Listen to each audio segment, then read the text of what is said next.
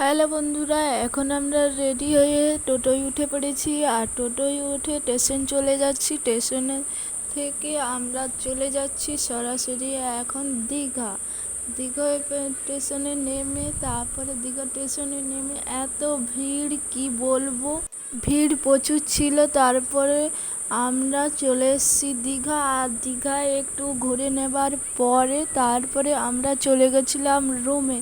Room থেকে আমরা dress change করে তারপরে আমরা চলে গিয়েছিলাম মন্দির দেখতে। আর জগন্নাথ বলরাম সুভদ্রার মন্দির হয়েছিল দীঘায়। এই নতুন কে কে এই মন্দিরে গিয়েছো তোমরা অবশ্যই জানাবে। আর মন্দিরে ছিল অসাধারণ ভিডিও।